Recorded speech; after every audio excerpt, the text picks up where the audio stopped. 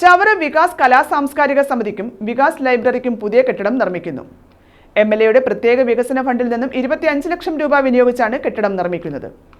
ചവറ വികാസ് കലാ സാംസ്കാരിക സമിതിക്കും വികാസ് ലൈബ്രറിക്കുമാണ് പുതിയ കെട്ടിടം നിർമ്മിക്കുന്നത്. എംഎൽഎയുടെ പ്രത്യേക വികസന ഫണ്ടിൽ നിന്നും 25 ലക്ഷം രൂപയാണ് കെട്ടിട നിർമ്മാണത്തിനായി വിനിയോഗിക്കുക. കെട്ടിടത്തിന്റെ ശിലാസ്ഥാപനം ഡോക്ടർ സുജിത് വിജയൻപിള്ള എംഎൽഎ നിർവഹിച്ചു.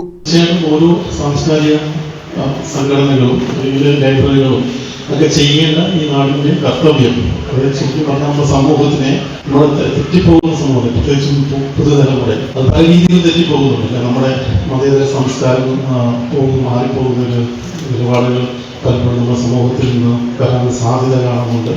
അതുപോലെ ലഹരി അടക്കമുള്ള വിപത്തുകൾ പൊതുസമൂഹത്തിനെ കവർന്നെടുക്കാനുള്ള സാഹചര്യം കാണുന്നത്.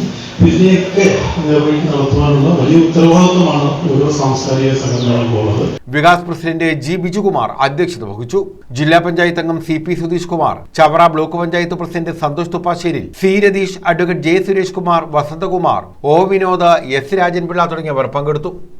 News bureau, Chavara.